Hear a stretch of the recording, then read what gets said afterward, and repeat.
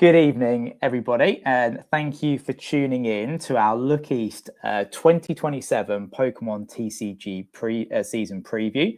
I'm Bish, or Stephen, a TCG judge down in Bury St Edmunds, and I'm joined once again by Tubbs Woolner. Tubbs, say hi to everybody. Hey everyone, thanks for joining us for our third one. Is this our third one or a fourth one? We've done a couple. We did Birmingham, didn't we? And then EUIC. Yeah, that might be it.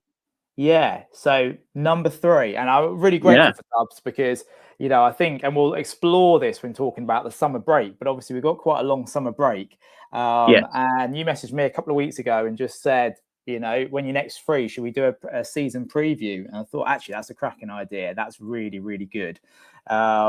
So thank you for the suggestion, Tubbs. And I see people have already tuning in. So thank you for those in the comments. I can see Evan's in there from Shuffle. So hi, Evan. And then do I know the other person? That's Steffi. There? Oh, hi, Steffi. Oh, yeah, I remember the username. Hi, Steffi. Great to have you tuning in.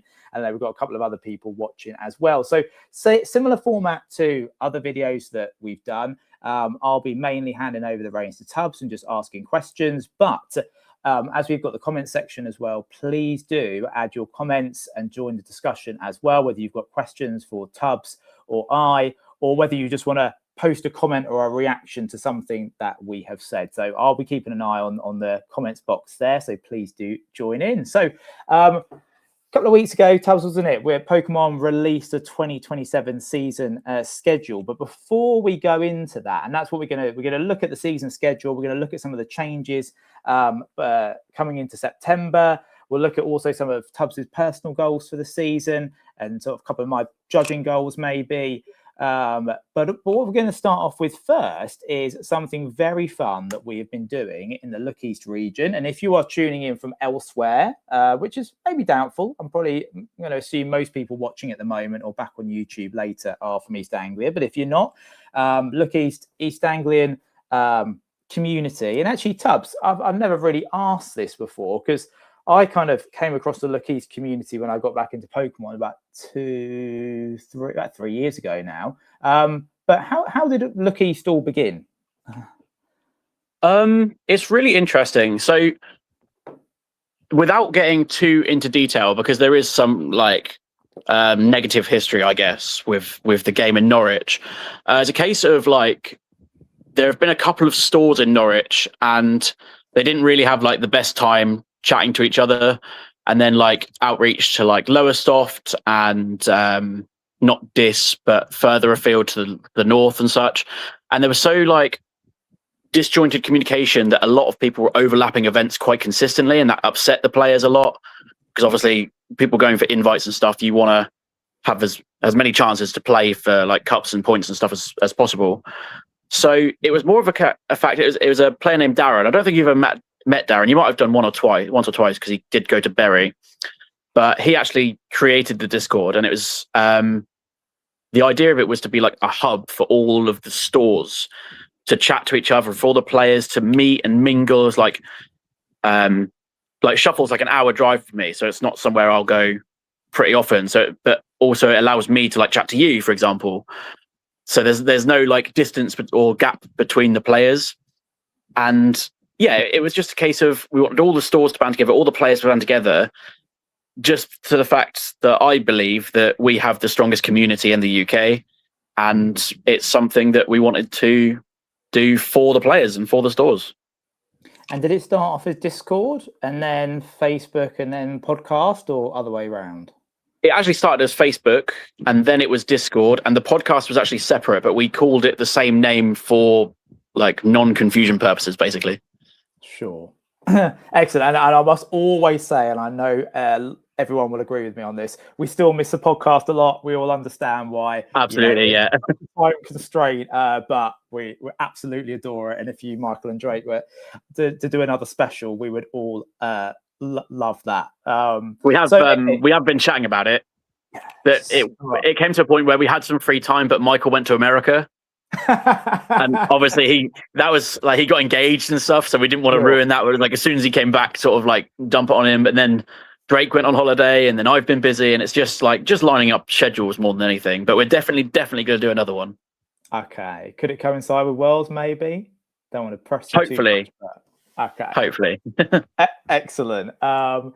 So on that, I think that's a nice way to move into this. So the summer siesta, Tubbs talking about, Darren originally setting up Look East to sort of for stores to communicate, and the summer siesta has been absolutely about that. But Tubbs, this was your idea, was it not? The summer siesta. So just tell people watching who might not know too much about it, because it's the first year doing it, what it's all about. Yeah. So I'm not sure when Pokemon announced it. It might have been the tail end of last season, but they basically said there's going to be an off season. So beforehand, it was kind of like NAIC would finish start of June, and then start of July, new season would go. So you don't really get that sort of downtime or break. So you're just consistently grinding for your Worlds invite, essentially. That wasn't the case back in the olden days, I guess. That's quite a new thing. But then they decided to change it so it would be from September onwards. So NAIC is always the last event of the season. And this year it was like the 3rd of June. So it's like really like the start of June. So you've got all of June, all of July, and all of August. So that's 3 months off. And when there's no events going, stores do suffer. And I don't think people realize the sort of the backlash of that by not going to their local store, because it supports them. It's their business. It's their livelihood. And I firmly believe that events are where the money is for stores. So to me, and looking at like the wider community and stuff, we have 3 months of essentially doing nothing. There's no point practicing standard constantly, because by the time you're coming around to the start of the season again, which will be the sort of like tail end of August, start of September, there'll have been 2 or 3 sets out by then anyway. So you're not really practicing for anything. You're not testing for anything. So what do you do? So to keep the stores in business, to keep people wanting to play Pokemon and give them something to do, because ultimately it's our hobby. No one wants to like give up a hobby for 3 months. So I basically went to the judge or the local professor tab in the Discord where all of you guys reside. And I said, look, I want to do something. How many of you are in? And obviously I got a show of hands. And I was like, this is perfect. So we've got 5 stores. I was like, right, to keep people engaged, you're not allowed to do standard. You can do whatever you like, alternate formats, and just try and get people more involved, because I really love alternate formats and I think they're brilliant. And a lot of people don't really know where to start with them. So like GLC is the most common one to go into, but I didn't want to just do like 5 lots of GLC. So they all had to choose 5 different formats to do, just to mix it up a bit. It meant people could deck build for each event and really put some thought into it and just generally have some fun with it, to be honest. So yeah, that was kind of where it came from. I know they're now on the screen.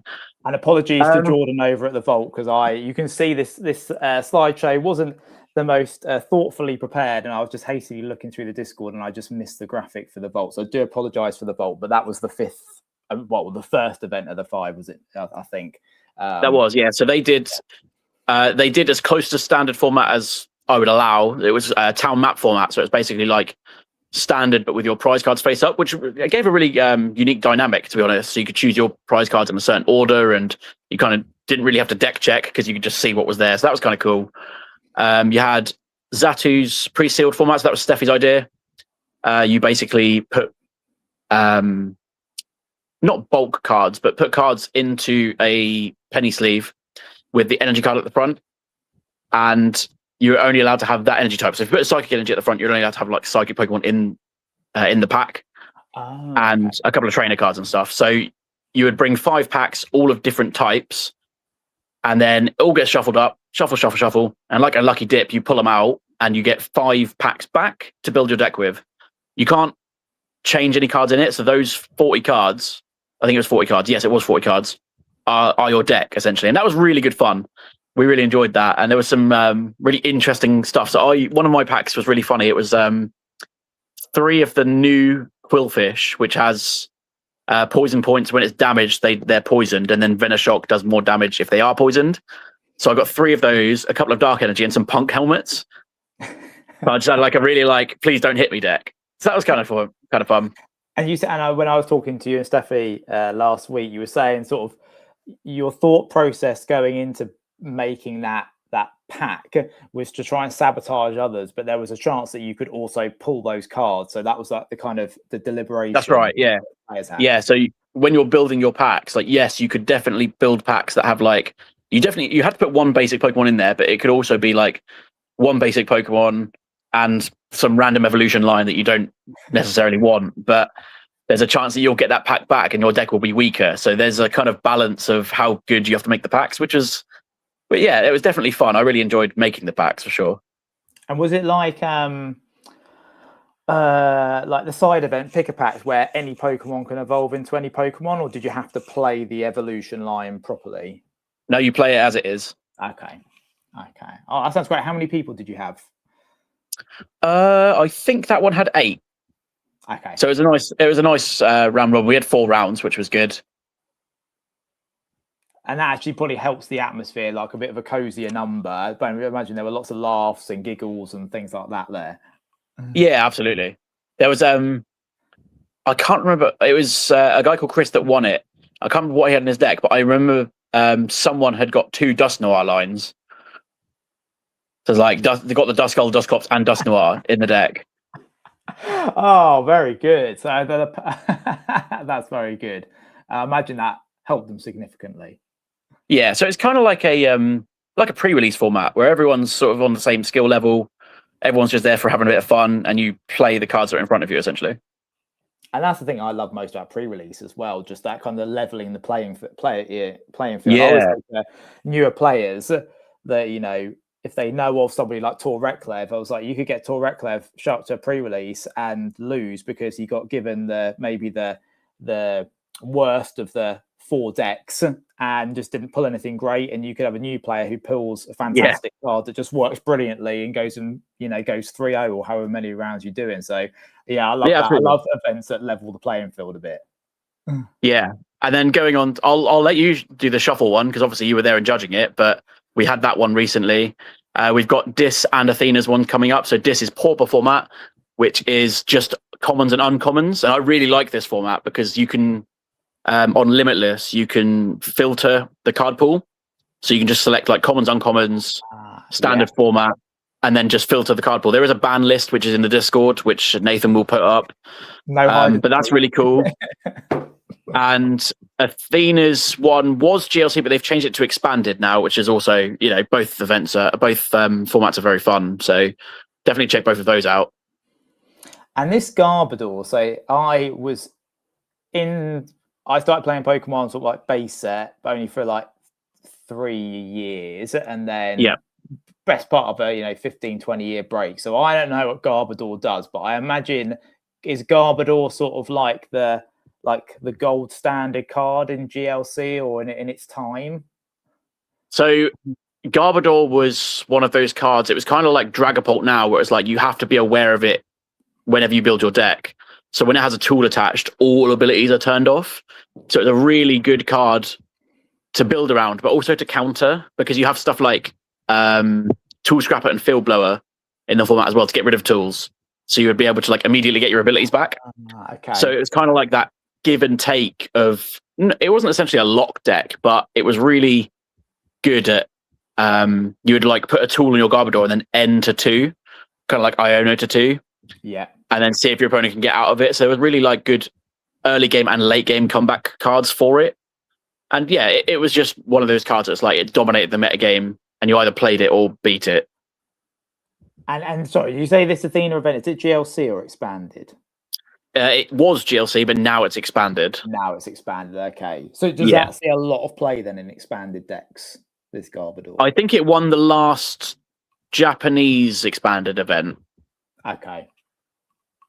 That's you can look on Limitless and you can see what I think it was Absol Garbodor. So you would basically put your opponent to a low hand size, block their abilities, and then Absol would rip a card from their hand. As in like the Mega Absol? Yeah, that's right, yeah. Okay. Cool, nasty. Yeah, so there's definitely some cool combos you can do in expanded. And are you going to both of these events? I was planning to go to Dis. I can't actually go anymore, but I do want to do Athena's one. Excellent. So you'll have done 4 of the 5? I'll have done 4 of the 5 yet. 4 of the 5. And then the Shuffle one, I must give, big shout out to Andrew, who's the store owner at Shuffle, because when we were originally thinking, I mean, we were so excited when we heard about this Summer Siesta and alternative formats. This is absolutely right up our alley at Shuffle. And originally we were thinking about my boss battle format that I've talked about in the past, but then Andrew was like, hang on a minute, we've been talking a lot about trainers Pokemon. Why don't we do a format where it's just trainers Pokemon? So since Journeys Together came out, you've got the Lily's Pokemon, Ethan's Pokemon, N's Pokemon, and then Destined Rivals had that kind of deluge of, Team Rockets and Cynthia, and then even in Ascended Heroes, we had a couple more like Erica and so on. And we discussed that and we were like, actually, this is fantastic, but what is there to stop people from just playing, N's probably the perceived strongest just because of the draw engine, and that it's probably the most well-established trainers deck in standard format. So we were like, well, there's a natural balance to it, because then, you can't play Monkey Dory, for example. You can only play trainers Pokemon, and then all other standard rules apply. But then Andrew was like, well, if we do a prize for the highest finishing trainers deck from each trainer. So, for example, and this is what happened, like 4 players played Iono, the top Iono deck for the evening would get an additional prize, as well as the overall prizing. So this is something we were really, really excited about. And we really hoped that, I think this was maybe one of Andrew's fastest selling events that we've had. Like our cup and challenges usually hit the capacity, but over like a steady amount of time, because it gets closer to the event, the spaces start to fill. Whereas I think the Rivals format, like so many tickets were sold very, very quickly. And you came along, Tubbs, didn't you? You swept it 5-0. I did, Ends, but you were the only ends in the room, weren't you? Yeah, so firstly, I have to thank Nathan from Dis, who actually bought mine and Steffi's ticket as a thank you for everything we do in the community. So I'm actually super appreciative for that. That was something he didn't have to do, but I really do appreciate that. I went with ends mainly because that's what I'm playing in standard at the moment. So I kind of I wanted to do that natural transition into it, but I also thought it was the strongest deck. I knew people wouldn't go for it because I knew in my mind I thought Honchkrow would be the best pick, because you can literally just go one for you can go 1 for 1, so you can literally go on Limitless in standard, choose the Rockets Honchkrow deck and just play it, because there's no overlapping cards. So I wanted to do the ends for sure. And in my mind, looking at the other trainers Pokemon, because I looked at all of them and I definitely considered what I wanted to play was Cynthia's, but I didn't have the cards, and I considered Erica's as well. But looking at them all, I was just like, well, none of them have a bench barrier, so Flame Body Cannon is just absolutely broken. So I went with a really thick Darmanitan line, chose first, and just went turn 2 Flame Body Cannon, and then Flame Body Cannon, and then Flame Body Cannon. I won the game. So it's just a case of, can my opponent keep up? I was really scared of playing against Erica's, but I did actually play against Adam Harris in round 1, playing Erica's. I was like, okay, so this is my worst matchup. He wasn't playing sort of any kind of energy acceleration apart from Rose's encouragement, which meant I had to be in front in prizes. So I kind of took it a little bit slow, watched where his energy attachments were. And game 1, he kind of committed to Erica's Vileplume, which takes 3 to attack.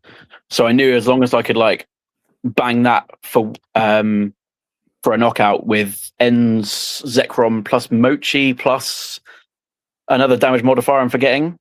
And so you can just like Kieran, Black Belt? I can't remember. Maybe it wasn't playing any, but I knew. I think I just hit it and then Flame Body Cannon after. But I knew that I could kind of keep on top of him as long as he couldn't attach any energy. And I think it was game 2 or 3 where he just didn't find any, and I ran away with the game. So it's one of those kind of formats where you're on a level playing field again, and you also know how much your opponent can do, because the card pool for each trainer is so limited.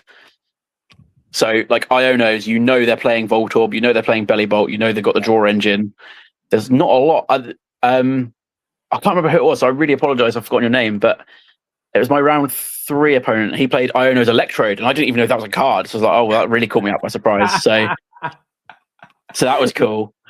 I think that card took the most knockouts on the evening. If you count, it doesn't surprise me on itself and knockouts on the opponent, it was a lot of fun. It was a lot of fun, that card. So there was a couple of cards. I played Ends Purloin and Ends Joltik as well as tech cards. So my ace pick was Reset Stamp, and Ends Purloin does 30 damage. You look at the opponent's hand and put a card to the bottom. So there's like that sort of control element. And the Joltik does, I think it's 30 damage again. If the opponent's active has a tool, you can discard it and then paralyze them. So in my mind, like Cynthia's plays like 4 tools. So I could just go 30 paralyze, get rid of your plus 70 HP sort of thing. It never came up because I didn't play against a Cynthia, but it was there. But the Purloin came up against Roy in round 5 because he was using Murkrow's first attack to get a support card, and I would just hit it for 30 and put the support card back to the bottom. So that was a really cool inclusion, and it was for the Honchkrow matchup because that was the one I was most worried about. And that's fun, isn't it? Because even though, everyone who's played against Ends before knows Zoroark, knows Darmanitan, I bet most people had forgotten that Ends Purloin and Ends Joltik were a thing. Absolutely, yeah. That's great. We and our hope on the evening was that we'd see so many different decks, and people would see it, and would view it as just something really fun. So, like, shout out to Danny who played Lily's Clefairy. He was the only Lilies in that was fun. The room, and he said to me multiple times this past week that he just had so much fun playing. Like, he didn't go brilliantly for him, but he didn't care. Like, he just had fun playing Pokemon. The one thing I will say is, Danny, like, you made us go way too late. You kept going at time.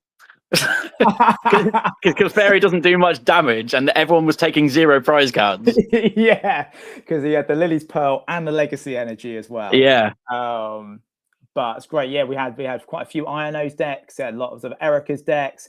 No Larry's or Misty's, unfortunately. But I definitely think it's a format. Like Andrew had, asked me actually, could we, about doing another one later in the summer, and so I don't think we are, but it's definitely something we will probably revisit whilst the trainers Pokemon are still in format. So, it was great fun. So, Summer Siesta, is there an overall leaderboard for it? There is, yeah. So one thing I wanted to do is not just have each store do their own thing, but also wanted to tie it all together so people from other stores would visit all the stores. So all of the scores that you have are carrying over. So there's like an overall leaderboard at the end. So let's say I went 3-0 at the Vault. Yeah. I went 5-0 at Shuffle, and I went 3-1 at Zatu. So what's that? 8-1 currently? No. 11-1. 11. Yeah, I've missed it. So 11-1. So my current score is 11-1 because I've been to all of the events so far. That's fantastic. And really great. That was lovely at Shuffle. We had a lot of our regulars. We had people who is like their first semi-competitive event. So big shout out to Jen and Sam, who usually only come on a Sunday. They're very they come every Sunday on our casuals, but haven't really done challenges or cuts before. And they came, I think Sam came 4th and Jen 5th, or the other way around. So it was lovely to see that. Lovely to see you and Steffi. And your other friend, who I can't remember the name already. So that's it, Hedge. Yes, sorry, Matthew, first name. Yeah. Yes. So coming down from Norfolk, it was just a really, really lovely evening. So it's fantastic. Now, you kind of gave the reasoning for the Summer Siesta at the beginning, and reading between the lines, would you say you're a fan of the 3-month break, or is this kind of making the best out of a bad situation? What are your thoughts on it? Because usually, like you said, a month break, but now we've got 3. Do you think that's a good idea, or are you just trying to make the best out of the situation? Yes, it's definitely an interesting question, because me personally, I just like to play Pokemon all the time, but I can definitely see why they do it, and I also quite appreciate the break from not grinding and think about the trading card game constantly. So that's been a really welcome break. But I think 3 months is a bit long, but they did announce the mid-season celebration events. This was after I did the summer siesta. So they announced the 3 months. I was like, okay, well, let's do the summer siesta. And then they went, oh yeah, we're going to give all stores all of these things and all of these prizes and stuff, and you can host your own mid-season celebration event. So I'm like, okay, cool. So we've got like essentially 2 lots of events per store in this 3-month break. And I was like, do we even have enough time to do it all now? So it almost like the break isn't enough now. So I think that's really cool from them. They didn't have to do it, but they have, and I think it's really what's the word I'm looking for? I'm not sure, but it's really good of them to do it, because I think they're aware that stores need the income as well. Yeah. So by having the siesta, by having this mid-season celebration, I think 3 months is needed to do it all. But if I was doing it, I'd probably say a month break, maybe a month and a half, and then carry on from there. Because it's also nice that kids and stuff, while they're off on the summer holidays, can earn championship points and not have to do it at like school weekends. And I think that's it's kind of a bummer that they can't this year. Yeah, and as a teacher, I share that usually the first quarter cup, if there's one in August, that's usually the one that I can like nailed on go to. Having said that, I feel like it makes, on top of the other reasons you've given, it's really nice to have a break, really nice to force stores to become more creative and just rediscover that love of Pokemon. But also, it does make, to me, in my mind anyway, a bit more logical sense that usually the new season starts in July, but we have Worlds at the end of August, which is based off of the old season, but we're already 2 months into the current season, and those players will also have been earning points in the current season, but then playing something based on the last season. So I suppose there's a bit more closure and makes a bit more sense with the calendar, I guess. Yeah, I do understand that. Yeah. So we're thinking if the 3-month break remains, we're going to do the similar thing next year, Tubbs. Would you predict? I think so. Yeah, I would like to see more people turn up to the events. There's been a lot of the thing is for me, and why I wanted to do alternate formats, because a lot of people don't like hammering standard, especially when we have formats that, we haven't had a set in about 3 months and that it's not legal for another month or so. And it does get pretty stale. So a lot of people don't like to stick with standard a lot. And they complain, standard stale, which is fine. Everyone's entitled to that opinion. But then they don't play alternate formats. And I'm just like, you can't moan about not playing standard and then not play alternate formats. Like you can do one or the other. It's absolutely fine. But people are going out, and people don't realize how much in the background goes on to put these sorts of things on. And for me, for the summer siesta, I'm essentially juggling 5 different people in 5 different stores to try and communicate and try and get all this thing together. So it was a lot of effort, but I don't mind doing it because it's for the community and it's for everyone. So I would like to see people dip in and just do it a bit more. There's a couple of people that's oh, but I'm a competitive player. I was like, okay, we'll compete in this then. Yeah. I think there's that sort of disjointed between I'm a competitive player, I'm a casual player, and I don't enjoy alternate formats or whatever. But yeah, just give it a go more than anything. It's just this is a hobby. And if you don't like doing your hobby sometimes, then are you really enjoying the hobby? And I firmly believe, and I don't have much credence to say this because I always say I'm very below average at Pokemon I play, and that's why I judge. I'm a better judge than I am a player. However, I firmly believe from a teaching perspective, playing alternative formats makes you better at Pokemon. I totally agree. And understand, I won't get into GLC or expanded just because I've got quite an addictive personality, and it already got in too deep with Pokemon. I had to rein it back a little bit. Standard format, let alone the other ones. But however, playing different formats forces you to think differently. Even the Rivals format at Shuffle, the only stipulation was you can only have trainers Pokemon, but the rest standard format applied.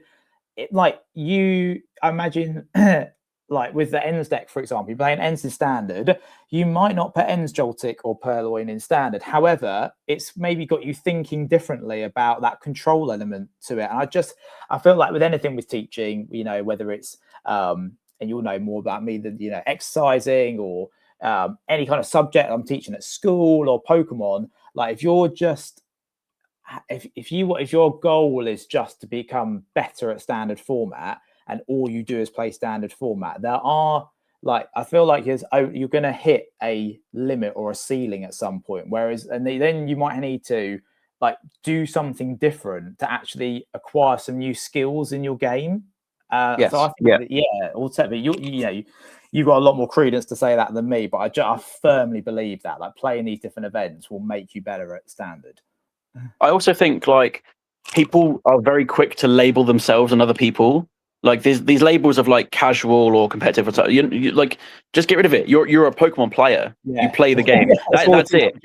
Yeah. Like people say, oh, you know, I can't play challenges and cups because I'm not a competitive player. I was like, but you play the game. All you're doing is turning up and playing the game as much as you would on a Friday evening at Zatu or a Sunday at Shuffle. Like it's literally no difference except you might be playing in the morning. Yeah. 100%. So yeah, if you're watching this and you haven't got into this, obviously I imagine Nathan's probably got some tickets left for Saturday. I think so.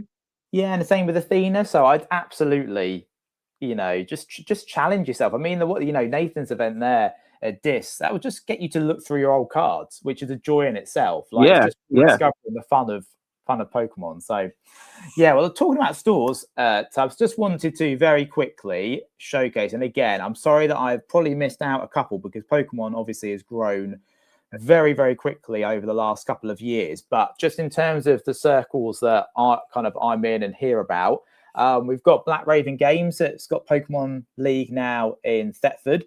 And I know Michael's been there once or twice, and I think George Graham has gone over there. Yes, they have, yeah.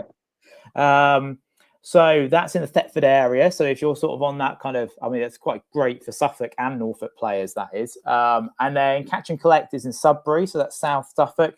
That's a league. Shout out to Miles, who's the store owner, and Ben, who works there as well. That's literally on my road. It's like, that's cool.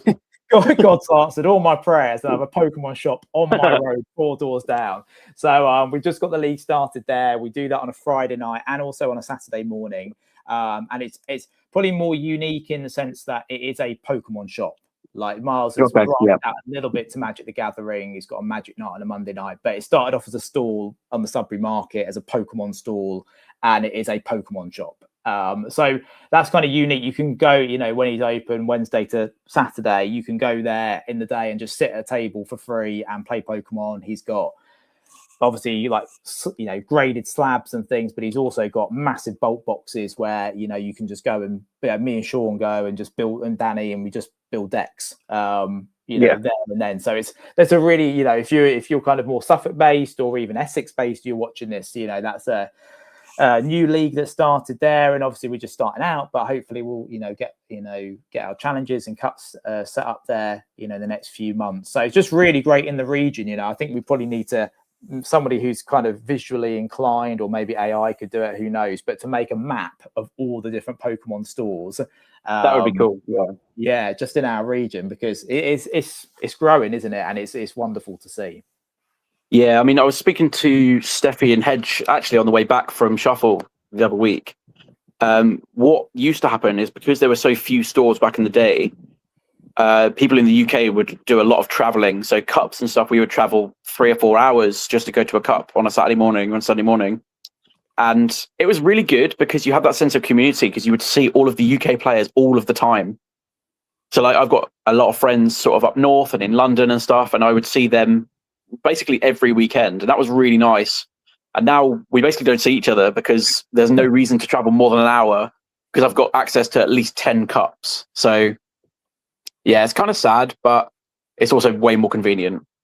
Yes, that's right, and a testament to the growth of the game, isn't it? Which is absolutely, yeah, fantastic. So and I imagine when we're doing this, if we're doing this this time next year, there'll be a few more stores that have popped up. So Excellent. Okay, so chronologically, let's go with Summer Siesta is sort of here and now, and so is the current format. So all I've done here is I've pulled off this very rudimentary screenshot of Limitless. I think it's the top 15 or 16 decks there of the current format going to Chaos Rising. So it doesn't include Pitch Black. I think Pitch Black will throw another couple of decks in the mix.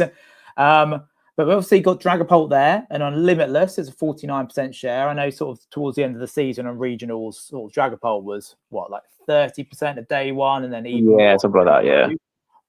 I feel like on X, Twitter, there's polarized opinions about this format. I personally love it. What are your thoughts on this format? I think I really struggle with it mainly because... It's not because Dragapult is so polarizing in its matchups. What does it for me is because it's the only consistent deck in the format. So because of Drakloak, it has the best draw engine, and it's the deck that utilizes Badu the best. So between the two, you've got the best draw engine of the game, the best lock in the game as of turn one. You've also got Crispin to set it up because it's a 2-energy attack. And also, the deck has so much room, you can play stuff like Crushing Hammer for the mirror match that you're teching for, because the deck is so good. So, I think the format's fine, but I do think there are 15 decks on there for a reason, because people are bored of Dragapult. Yeah. But they're also playing decks that lose to Dragapult. So I'm immediately saying, like Ethan's Typhlosion, it's not auto loss, but it's a really hard matchup. Rocket's Honchkrow can be bad if people are playing it wrong. Lucario is definitely a bad matchup. Dragapult can just beat everything on this list, really. Because you can just go, okay, there's a lot of high drop in the room. I'll play Dragapult Blaziken. Or there's a lot of single prizes in the room. I'll play Dusknoir today. So it has a lot of flexibility to do it at once as well. And I think that's why people don't like the format, because there's one clear deck that is just better than everything else. And people are bored of playing it. Having said that, the regionals before the before the break, I mean, only if we kind of incorporate EU, North America, and Latin America as well, only maybe 2 or 3 of them Dragapult won. I mean, we saw some really different decks win, didn't we? Like Hops Trevenant and I think Hydrapple won one in Latin America. Mega Lopunny won one.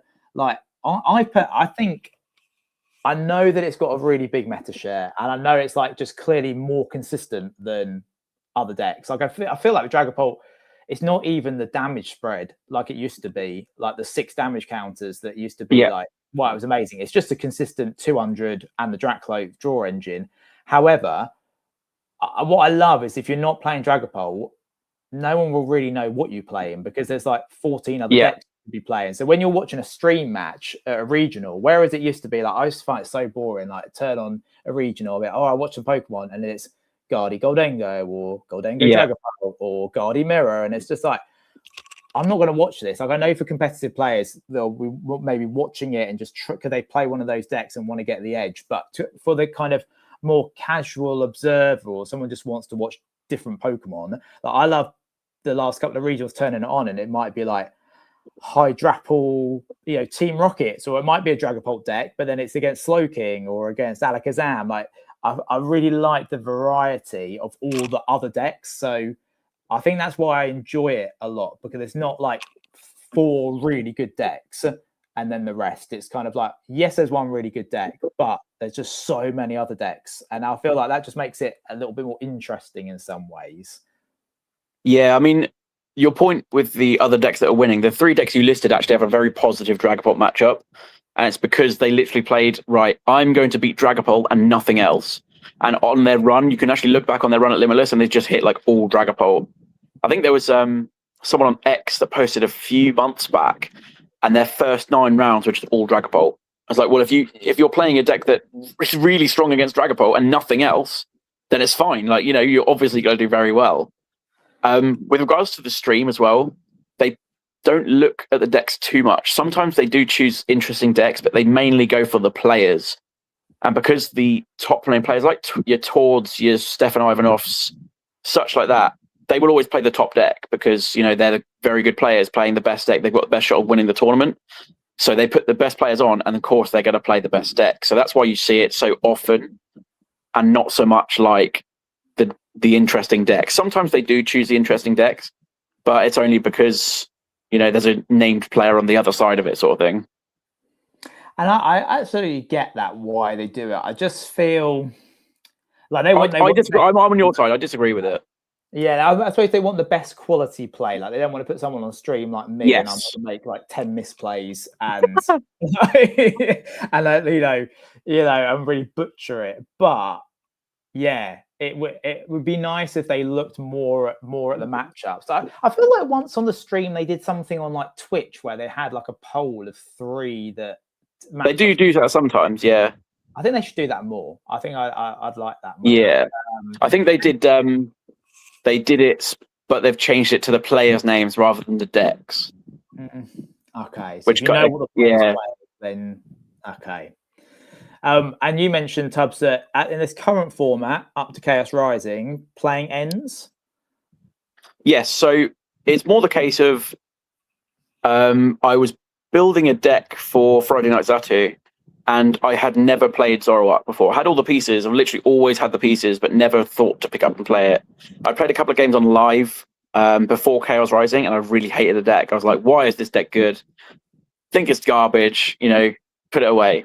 And I think the strength of it really comes from the transformation tomes, the new thought and style item cards. So you play 2, you get a basic Pokemon from your discard pile and swap it with the basic Pokemon in play.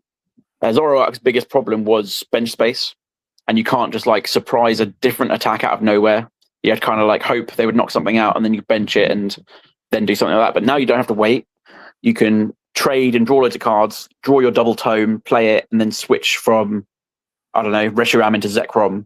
Or you can also go like, if like a Meowth has been in play for a turn, you can swap it for Darumaka and then evolve straight to Darmanitan and use Flame Body Cannon. So I really like that element of surprise that you can do on your opponent. And it's probably the second most consistent deck in format next to Dragapult, mainly because it has a draw engine. Yeah, and that trade draw engine is so good, isn't it? Yeah, that's right. I mean, there was a time where I had 3 Zoroark in play. I drew for turn, traded 3 times, and played a Lilies, and still missed my energy. So like that's the kind of level of inconsistency you're dealing with in this format. Whereas Dragapult can cycle through the deck more because you're seeing you're not seeing more cards, but you're filtering the deck more from top to bottom each time. Yeah, and putting the stuff you don't want at the bottom. Yeah. So you've also got for example, you can do a couple of Recon Directive, play a supporter card to shuffle the deck, and then do it again, or you can do it in a different order to relocate what you're looking for in the deck. It's a hard thing to explain, but trade drawing straight 2, yes, you're digging deeper, but you're potentially drawing more bad cards, if that makes sense. Sure. As opposed to Recon Directive.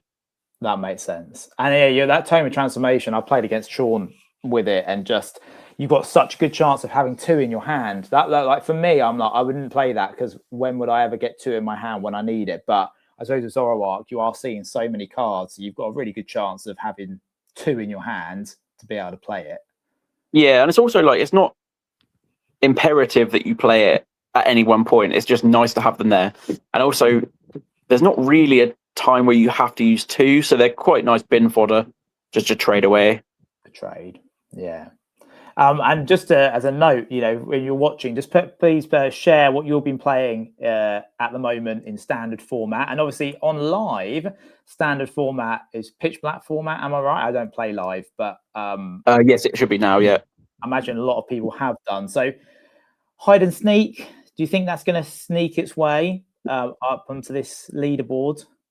No, I think it's cope. Unfortunately, I think it's really good into other single prize decks. I think if we see something like Slowking or maybe Hops in the future, I think it's a really good card to counter those kind of decks, because you can just like turn 170 and keep swinging 170. There's no real effort. It's a very low maintenance deck. I think the Sinister attack is very good and very strong, but I was saying this to Hedge the other day because he wanted to build like an absolute dedicated spread deck. I said the problem you have is there's not enough turns in the game and not enough recovery cards to actually spread enough to take enough prizes to win the game before they take all their prizes. You know, with the Ends deck, there's the Ends Vanillux, which doubles the damage counters on your opponent's Pokemon. I'm like, that's a really unique and quite a sick attack. But I think you're right there. The amount of work and time and turns it takes to build that up, you probably don't get to pull it off very often. Well, even like the Spiritomb quadruples damage on 2 Pokemon. That's with the Hydra Sneak deck. But unless there's 2 Mega Pokemon, you still don't win the game. And that's the problem. Yeah. You're spreading 40. So let's say you attack 4 times with Sinister and still haven't lost the game somehow. You can still quadruple the damage on 2. And like I say, unless they're both Mega Pokemon, you still lose the game, which is really sad. Yeah, whereas all those turns you've been building that up, if you divide the prizes you take off of quadrupling the damage counters on 2 Pokemon, you're still probably averaging a Pokemon per turn, which isn't as amazing. Also doing it that way, the Sinister has like 60 HP. So against Dragapult, you're just like, you punch. Yes, they can't do your the 60 because of the ability, but also the fact of like it's got 320 HP. It takes a while to get up there. Yeah. And the worst part is, even if Sinister spread 6 damage counters, you would still need 4 attacks to do any sort of meaningful stuff to, let's say, like Teal Mask Ogerpon deck. Yeah. You would have to still attack 4 times if it did 60 spread. So that's 2 more than it actually does. Yeah, that's true. So you'd have to attack 6 times.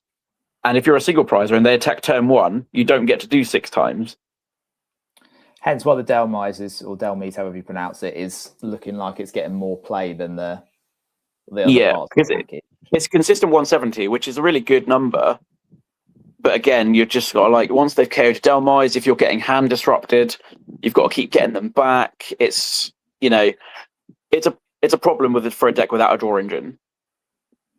I tell you what I'm really, really, really excited about playing, and I played a little bit of it on Friday night and loved it. Chandelure, like they're kind of Chandelure box. So the Mega Chandelure, paired with the single prize Chandelure from Twilight Masquerade, which, for those watching who haven't seen it, so the Mega Chandelure, it increases your opponent's active Pokemon's retreat cost by 1, and then the single prize Chandelure from Twilight Masquerade ability, once during your turn, both players draw a card.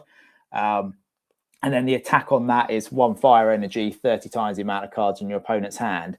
It just synergizes so well. And like the Lampent, which is stage 1, pulls out the other Lampents from your deck. Yes, that's cool. And Telepath Energy, Hilda. You can play it as like a really like control deck, which I've never played a control deck before. So that's what I'm really excited about exploring.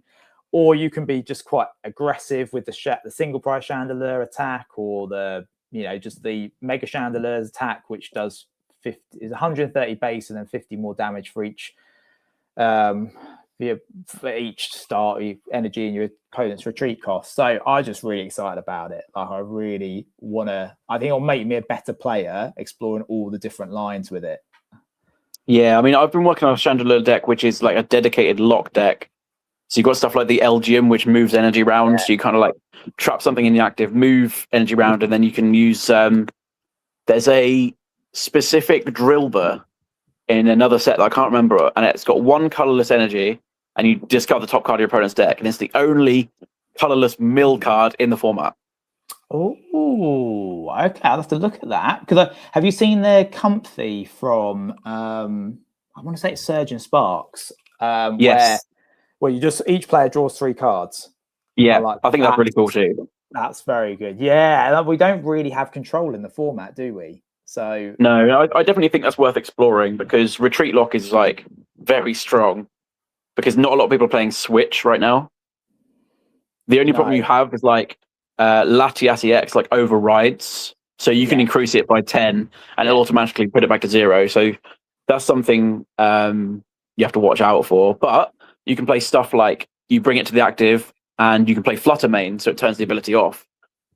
So that's a cool way to get around it. Hadn't thought about that. And you could also just lean in with a single price chandelier, couldn't you? Like, okay, I'm not going to retreat on my opponent, but I'm just going to smack them with a single prize Pokemon. Yeah, I love it. My favorite thing I did is online. They played the Dunsparce engine, so I brought it forward, Fluttermane in the active, so they couldn't shuffle it in the deck. The Dunsparce automatically has 3 retreat costs, but it ended up with like a 6 retreat cost. It's like, well, you're not going anywhere. It's really good, and you can like play it with Zerosich, can't you? And just really like, just absolutely make their day a nightmare. I'm really excited about that. So I think it's quite an enjoyable format. I suppose heading into Worlds, then, do you anticipate Dragapult's going to be what the top players go for, and do you think it will win it, or do you think there'll be a counter to it that will win? So Worlds is a really interesting format. It doesn't really follow the rules of a normal regional because the top players is everyone. Everyone is the top player because they've got a World invite. So I don't know. I think everyone will obviously know that Dragapult is the best deck. I still think it will retain its big percentage played. I'm just not sure if there's a deck dedicated enough to beat it while also getting you through the preliminary World rounds. And I don't think people will. I think if you're brave enough, go for it. And I think the only deck I can think of that can really put a dent in it is Zoroark. But you've also got to be a really good Zoroark player to beat Dragapult anyway. So I can't see anything else winning apart from Dragapult. But then you've got the what I call like the Dragapult meta. So you've got Straight Pult, which is Hammers and Munkidori. You've got Dragapult Dusknoir and Dragapult Blaziken. So between the 3, they have their own little meta triangle because they have they beat each other. So it's also the case of like, I'm playing Dragapult. Which variant do I play? Is it good enough to beat the other 2 Dragapult variants and everything else? And I think that's going to be the biggest question for Worlds. I still think out of those 3, I still think Dusknoir is the most potent. Do you? I think Blaziken. Do you? Because you've got stuff like, if you're playing as Hydrapple, you've got an immediately win answer. True. So it's like Hydrapple's like 330 HP. It heals stuff. It smacks really hard. But you can just go Candy Blaziken, Crispin, and it's dead. Plus you're playing Unfair Stamp. So it's like Unfair Stamp, Blaziken, Knockout. How do you return Knockout? Because you've got to set up your Hydrapple again. So I also think it's better against the most common one is Straight Pult with the Crushing Hammers, and it's obviously very good against Crushing Hammer. And it's also the fastest Dragapult variant because it's the only one that plays rare candies in a high count. Is that the Straight Pult, do you say? Do you mean the Blaziken one? The Blaziken one plays a high count of rare candy, yeah. Yeah, I've always thought that with Dragapult. Like, you want to get into your Dragapults quite quick. I know, I understand the slow build up with the Dracloaks. Yeah. But sometimes you just want to board wipe your opponent, don't you? You just want to. Yeah, I mean, if you can go rare candy Crispin on turn 2 into a Dragapult, you win any game. Yeah. I don't believe there is a world that you lose that game unless they go like Unfair Stamp and you've got no Dracloaks in play and you can't draw out of it. But I firmly believe that you just win any game at that point. Yeah, I agree. I definitely agree. Yeah, unless you see, I would just play Quad Lily's Clefairy with 4 Lily's Pearls and just I'm going to beat Dragapult. Well, that's it, and that's how All Out Blitzer won that regional with Clefairy box because he just dedicated hard counter Dragapult, and it did. He played Lily's Pearl and Wellspring Mars Ogerpon, which are 2 very good cards against Dragapult. Yeah, that was good. Yeah, I remember watching that actually. Yeah, that was. See, this is what I like about it. I feel like it does reward a bit more. I don't know if you can call it creative, but alternative deck building rather than. Like, it does. Yeah, absolutely. The problem you have is this is something I try to explain to people, and they don't really get it. Is Worlds is its own tournament because, like I say, everyone's a good player. So there's like that kind of deeper level of. It's almost like a game of chicken. It's like, are you going to play this? Okay, I'll play this. Regionals, you kind of have a wide understanding of the meta, and that's kind of where I believe that the true meta lies is in the regionals and the internationals, because you have a good representation of the good decks, the counter decks, the in-between decks.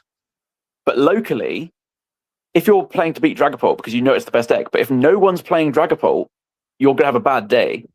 Yeah. So that's like that's where you have to kind of think of your own local meta, but then that also doesn't work if people pivot off a deck last minute.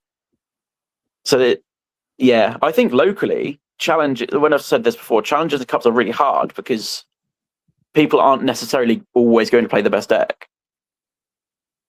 Yeah, I remember chatting to Ruben at the last Shuffle Cup, and obviously Ruben, incredible player, but he said League Cups are really hard because there's so much variance, so you just don't know what you're gonna play. And I kind of like that about Pokemon, that it kind of there's that half of Pokemon that you can be a really skillful player because you just play so much Pokemon and you learn all the matchups with the deck you're playing. But there's that other half of like just being intuitively skillful enough to respond to different decks, different situations. And I can't do that. I find the second bit of that really difficult. Like if I was going up against you, Tubbs, I'd be hoping you play one of the meta decks, but at least I played against it. But if you're playing something completely out there, which is what I would usually do, I wouldn't be able to think fast enough on my feet to adjust for that. I'd go home at the end of the day and be like, that's what I should have done.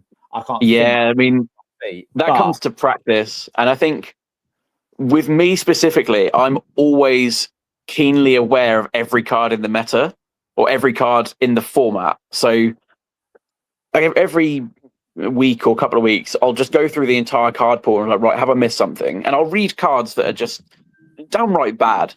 But there's been times at regionals I'm like, oh my God, I've read that card. And I've just been like, I know how to counter this. And I think it's just a case of it's worth doing.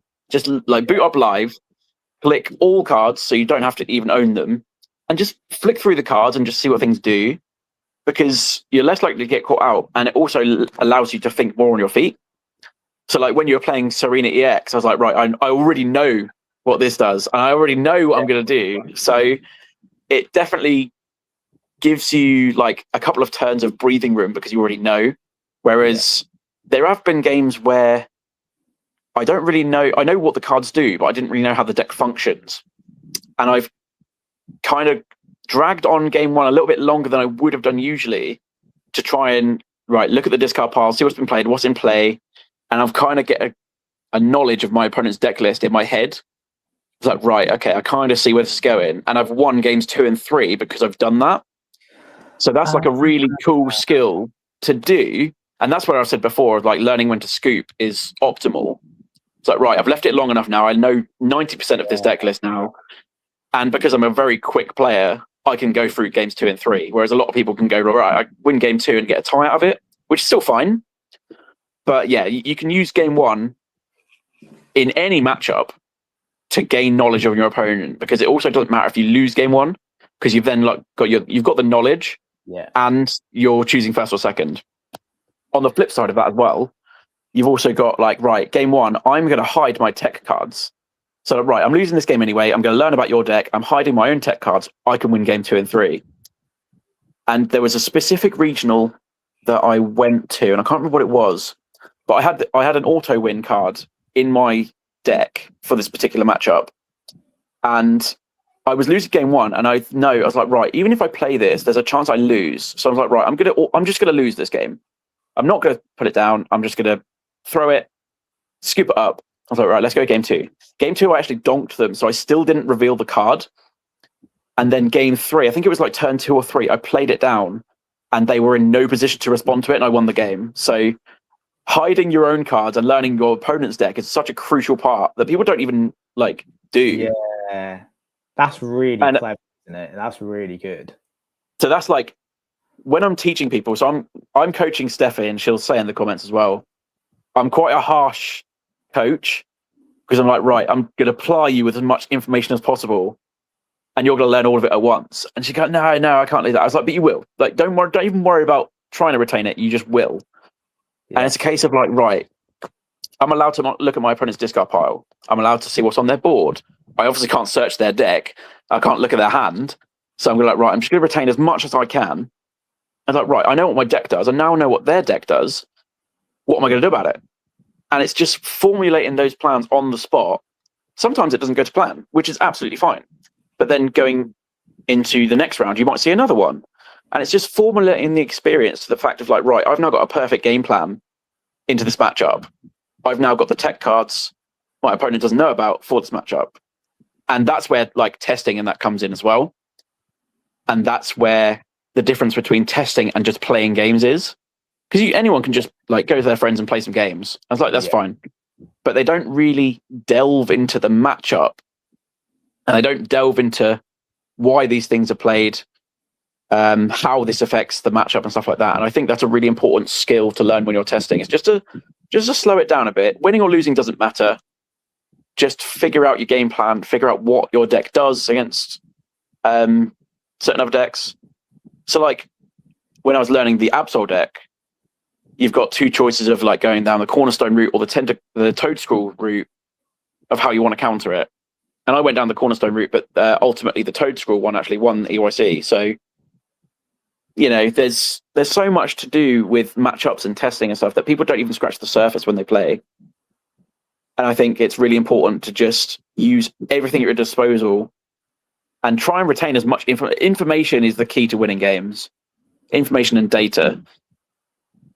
I think that's why I want to play a bit of Control, because I'm not very good at that. Like I'll look at someone's discard pile, but unless there's something specifically that's come to mind, I'm just like, I'm looking at this and not really taking much information in. Whereas I feel like if you play Control deck, I remember Snorlax, and just that's the whole point of Control, isn't it? You want to know what's in your opponent's hand. If you've got cards that enable you to do that, you're going to be constantly looking through their discard. You're going to be counting their cards in your head, all of that. And I feel like that, like playing a specific type of deck to improve that skill is, you know, definitely going to help. And I suppose maybe that's also the blessing of a 3-month break, is that people can move away from playing games, even if it's at casuals on a Friday night as Artu or Sunday night at Shuffle and wanting to go 3-0 or however many rounds you do.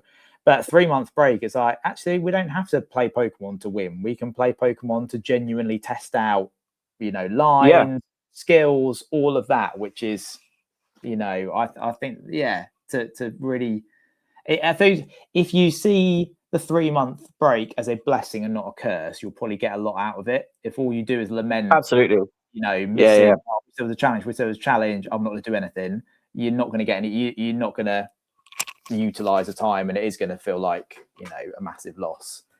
Yeah, well, that's like why I love the Absol deck so much, because you're looking through the opponent's discard pile, you see what they play, but then you also get to look at their hand, and I think that's just such an amazing bonus. Yeah, because you're just getting all this information, and there's times where it's like, right, for example, I don't know, let's take Dragapult Just Noir, for example.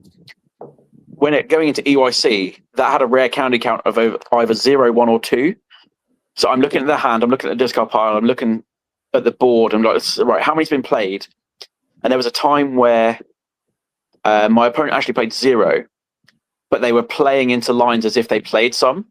I'm like, right, okay, so going into games 2 and 3, I know it can just boss Drag Cloak and take them out, and you're going to be a turn behind. Whereas matchups are like, right, I've seen a rare candy, so now I've got to be aware that they can just go rare candy, Dragapult out of nowhere. And that's where I play a little bit more like reserved and try and get some more Monkey Dories in play. And you kind of like react to the information as well on the spot. And I think that's where people should be looking to improve. And like you say, with Control, let's say you're playing like Elgium and Crushing Hammers, you need to know how many energy your opponent plays in total. So just by really stretching out that game one, just be like, right, okay, I've seen 8.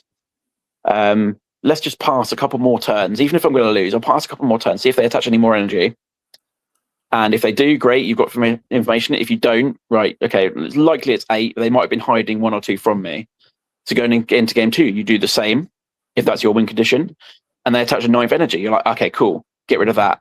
You win. Game 3 comes around. It's like, right, I've got rid of 9 energy now, and they concede. You're like, right, okay. So I was very effective at gathering the information there, and that's what you should take going forward. Does that make sense? Yeah, absolutely. And I'm seeing that, because I think we've spoken before about knowing when to scoop game 1, but I think most players would like learn that, okay, have I got a win condition still? No, then I'll scoop. And that's a good skill to learn. But actually, maybe hanging on just a little bit, maybe 1 or 2 turns more, just to glean that bit more, the sufficient amount of information you want to know about their deck, and then scooping. and still having enough time for games 2 and 3. That's really interesting. I hadn't thought about that before. Yeah, I mean that works well for me, and it's easy for me to say because, like I say, and you probably witnessed it when I was at Shuffle. I'm a very rapid player, and even I had to apologise to poor Roy in round 5 because he was like, "You are playing so quick." I was like, "Okay, if I'm playing too quick, please say, and I will slow down. But if you're okay with it, I'm going to carry on." So, so it's easy for me to say, like, yes, I can get games 2 and 3 out of it. But there's also games where I've seen people play like, right. They've got 6 prizes to their opponent's 1, and it's game 1, and they've got 20 minutes left. I was like, it's very, very unlikely you're winning this game, and you're not going to get a lot of information to go into games 2 and 3 here, so you need to be scooping. So I think it's just like, there's probably a chance you bring it back, but you've wasted 40 minutes trying to do it, and you've not got anywhere, so it's probably best to just pack it up. And Steffi just put in the chat, she says it annoys Tubbs sometimes when I forget something I should be looking for. And she also said Tubbs is the Usain Bolt of Pokemon. I actually hate playing against him for that reason. but I imagine also thinking about the Steffi's comment about, and your own comment about being so fast, you put your opponent under pressure, because sometimes when it's not your turn, you probably should be really focused on what your opponent's doing. I think you've mentioned that before on one of our previous live streams about, and you just mentioned it there, like trying to get, when it's not your turn, really being focused on your opponent's turn. But like my instinct will be, right, what am I going to do on my next turn? What am I going to do on my next turn? And you playing so quickly will give me less time to think about my next turn. Plus, I haven't been reading what you're doing, and your turns over quite quickly. So it's come back to my turn very quickly, and I haven't had sufficient time to think about what I want to do. I haven't really been focusing on what you're doing, and I'm at a disadvantage. So there's a real skill there, playing quickly. Yeah, I mean, you're well within your right to tell your opponent to slow down if you can't catch what they're doing, and that's absolutely fine. Please, if your opponent's playing fast, you also don't feel like you need to play faster as well, because that's a common thing that I get. That people are just like, I'm playing at my pace. So like, yeah, that's fine.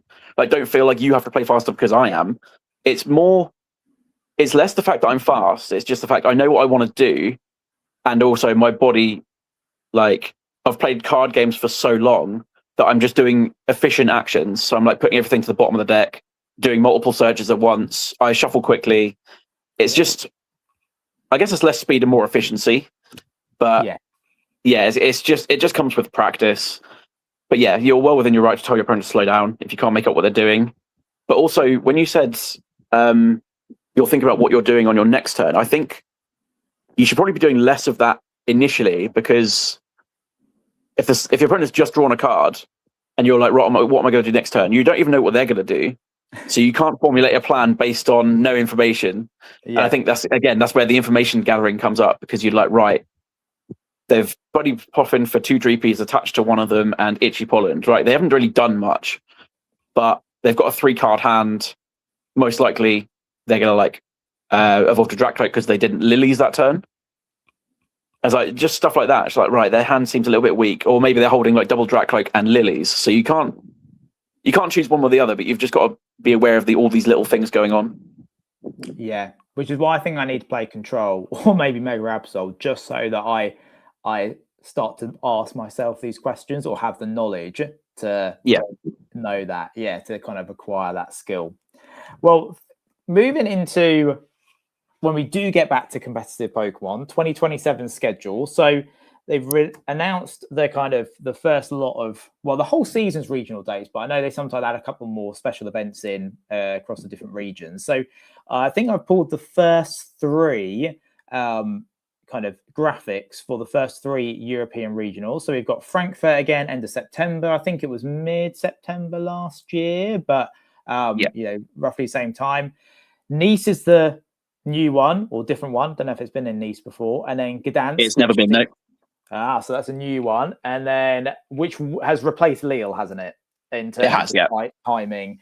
And then Gdansk, which has been the last few years, I want to say.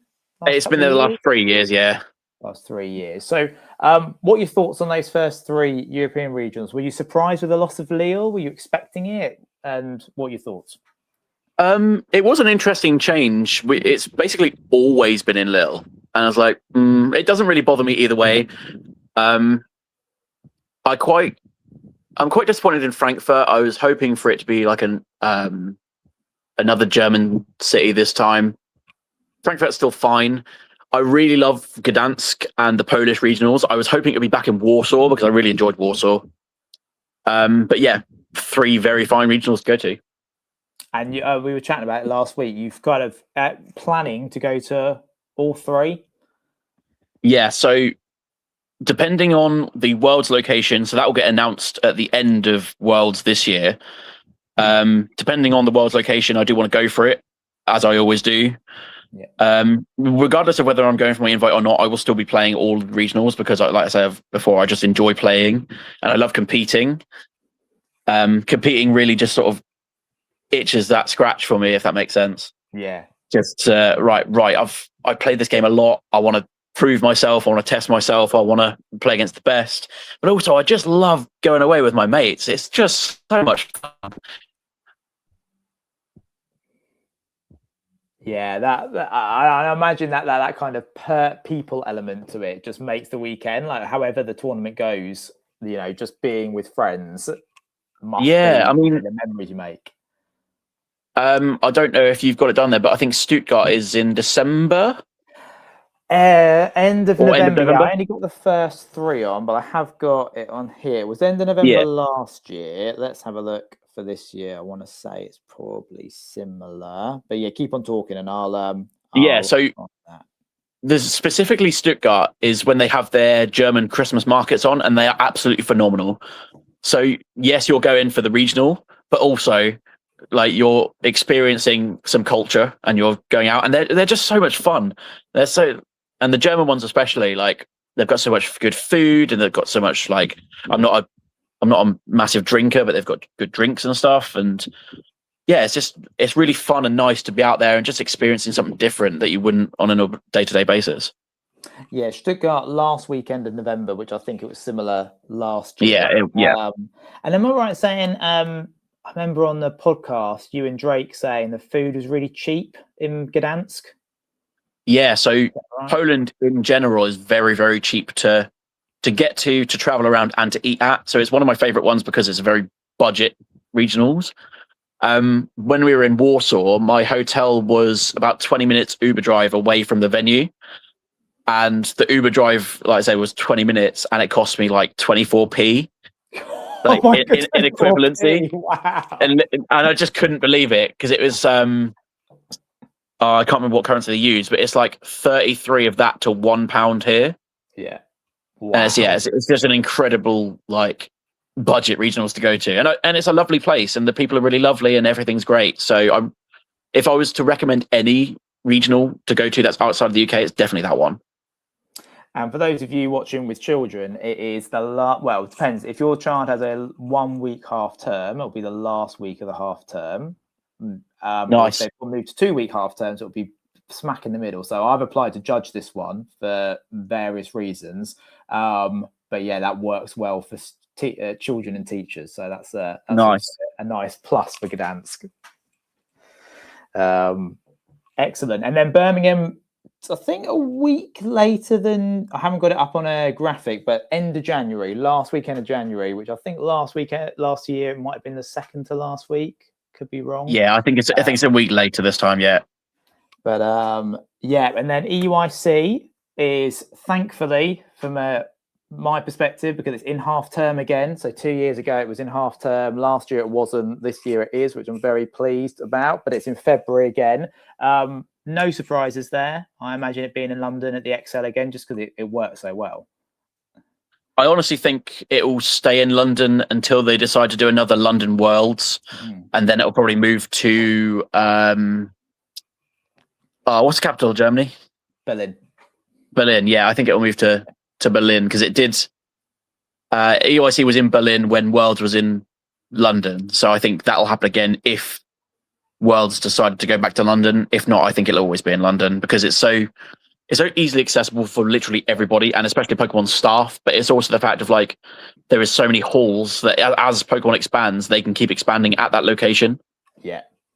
with a Pokemon Center, it just works really well, doesn't it? It's like It does, yeah. such a good event. Like me and Danny were talking about this the other day, but it's just like if you were to go to one event in the year, unless you wanted to do an international, a regional overseas, EUIC just makes so much more sense. It's like an extra £10-15, but the competitors kit you get is just so much better than a regular kit, and just everything about it is bigger and better. Isn't it? It's more like a convention as well. So all of the side events and all. Did you and your group of kids do any like side events and stuff when you were there? Yeah, so we did all, like the pick a packs. Event. So we were hoping to do the build and battle draft, but hadn't realised you need to book a bit more in advance for that. So I thought they were all just turn up, sign up, but the build and battle, I think you needed to sign up the night before or something. So that's just something that we're planning to go next year, probably for the finals on the Sunday, which I know might be a little bit quieter, but it will enable me to play on the Friday, which is I really want to play. So I thought, I can't do Saturday because that would be a bit disingenuous, me planning a whole school trip, and then if in the very rare occasion I was to make day two, not having to Scarpa. So I think next year I will be a bit more savvy in terms of booking things, the night before. But we did pick a packs, and the students loved it. Absolutely. Was there any? Was there a scavenger hunt this year? Was there a scavenger hunt? Potentially, we didn't do it. I can't remember, but that's always good fun to do. We did that. When did we do that? It was one of the EUIC. It might have been the year before last. It was me, Drake, Burridge, and Michael. You talked about it on the podcast. Yeah, we did, and it was super good fun. It was like play Pokemon on a retro console and go get your face painted and go fish up a Magikarp somewhere. It's like just doing all of these really cool things. So yeah, definitely super enjoyed that. I love when Pokemon do fun things like that, because Miles was showing me some of the stuff Pokemon has sent him a catch and collect, like just starting off the league store and all those, and I know Nathan's talked about it in the Discord, but all those like fun little things they send now for league, all the little challenges you can do and stuff. I think it's just all great, isn't it? Like, in EUIC, I mean, if you love Pokemon, like you say, it's a convention, isn't it? If you love Pokemon, you are in seventh heaven. It's the best place to be on earth. And just like even the Sundays, just like going. A lot of people just like go home or whatever, but our group like to stay and watch the finals. And like you watch all of the TCG finals, and then we really love watching the VGC finals because the crowd is so electric. The VGC crowd is actually awesome to be in. So I've been playing a lot of Pokemon Champions as well, so I kind of understand a little bit more VGC now. But I love it. I love being in the event for as long as possible. And day 0 is probably my favorite day because you travel up on the morning, you're chilling around, you register the Thursday. You register, and then we try and get as many people out for a big meal before the event starts as possible, and that's always good fun. And it's a super chill day. You're finalizing your deck, you're writing your deck list out on RK9, and it's just a really oh my god, right, I'm entering this tournament now. It's such a buzz. And I remember sitting down on day 1 and just being at the table, and you got the tail end of the opening ceremony. You feel like you're the nuts, don't you? Like you feel absolutely like this is you it. feel so untouchable. And then round 1 starts, and someone like me, it might go downhill. But like at that moment, you're like, this is where it's at. More so than like when I went to Birmingham, and I imagine for other regionals. There's a couple of comments here. Lewis asks, how do you know when the release date is for regionals tickets? It's usually 6 weeks before, isn't it? It's 8 weeks. So 8 weeks before the event starts is usually when they come out, give or take a couple of days. Wednesdays? Is it Wednesdays? It can be. It all depends, but it's 8 weeks before, and if you're part of the Discord, that'll all go live before it comes out anyway. So just keep an eye on that. And I found RK9 is the people as well as the Discord. RK9 seems to be the account to follow on Twitter or X rather than the individual tournament organizer, because I kind of got burned on that with Fanfinity once, but RK9 were a bit more on it with Yeah. publishing their dates. And then Steffi says, I love going for the mill this year. Had an awesome time. So that seems like That was Steffi's first meal. So not ever, just with us. That'll be a permanent fixture going ahead for EUIC, I imagine. Absolutely. And then Tubbs Worlds. So we've got NAIC in Chicago. Am I right in saying? Yep. And then Worlds. I know you and I were talking personally about this. You had a couple of ideas about where you think it might be. Are you able to divulge that, or would you prefer not to say your prediction? No, that's fine. So I've got a lot of friends in the UK and the EU just from playing for so long, and people get to hear things because they're friends with judges who have heard things from higher ups and stuff. So just on the rumor mill, there are 2 locations it's looking to be, both of which are not in America. The first thing I heard was it's well worth grinding for, which made me very excited. Okay. So that leans me into my first choice, which is back to Japan. And I know Japan have just had a new airport built, so hopefully that'll be more accessible as well. So if it is Japan, I would love to go to Japan. I didn't manage to go last time. Okay. So that would be an awesome one to go to. But the other one is actually Berlin, or like an EU-based region Worlds this time. So that would be really cool. It's never actually been EU-wise. It's been like UK, North America, and Canada, and that's about it from the top of my head. So yeah, super exciting. Nice that it's not in America. America's like great. I do like going to America, but also it's very expensive. Yeah. I mean, so is Japan, right? But also it's Japan. Yeah, it feels worth the expense going to Japan. Yeah, so I'm excited to hear where it is because people seem pretty buzzed by it. And that will be revealed during Worlds this year, I imagine. Yeah, it'll be either the opening or closing ceremony, most likely the closing ceremony. And I think that's kind of what last year's Worlds missed, didn't it? Because the previous year had announced the next 2 Worlds locations. There wasn't that excitement of, I really can't wait for them to reveal. Yeah. We knew it was going to be in San Francisco. So that's kind of an added excitement this year for Worlds. Yeah, the cat was sort of out of the bag because the convention center leaked the dates for it. So that's why they kind of felt like they had to say it. Oh, so they weren't necessarily planning to do that.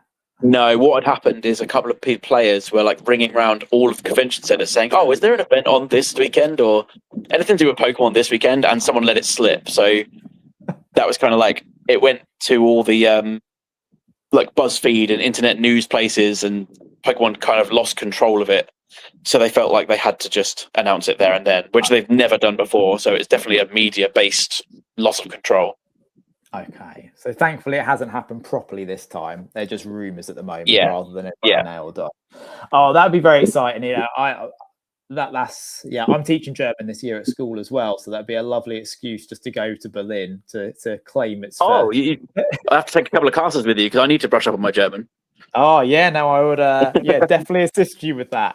Absolutely. So yeah, amazing. If Frankfurt and Stuttgart were at term time friendly times, I'd absolutely go and play or apply to judge. But Berlin. Is there an age limit for your class? Oh yeah, that would be one way to get around it, wouldn't it? I've got a DBS. Can a 31-year-old sit in your class? Absolutely. Well, you know what? We still need to rearrange that day where you and a couple of guys come down to my school and teach for Pokemon. Yes. Yeah. So I've got my timetable for next year. We'll try and do it on a day I'm doing German, and you can. Let's do it. Yeah, you can be my visitor in there. You can come and. Absolutely. Yeah, sorry, kids, I can't assist you. I'm here to learn. I remember, when I used to be a learning support assistant before I was a teacher, and they'd be like, "I'm rubbish at DIY." Awful at DIY, anything practical. I remember I'd be in the tech class trying to support, and the students would be like, "Oh, Mr. Bishop, how do I do this?" And I'd be like, "I don't know. I'm your guess is as good as mine." Okay, well then, looking into next season, then finally, Tubbs, and I'll share mine afterwards in terms of judging goals, but people are here to hear you mainly. 2020. Oh no, not goals, changes. I forgot I snuck this one in. Tell us about the changes, Tubbs, and the impact of these changes to qualification for Worlds and also points at regionals, or the lack thereof of impact. Yeah, so I think the first one to take note of is if you look to the left on there, the invitation structure. We've actually had a bump from so it's not top 135 anymore. It's now top 140 for US and Europe.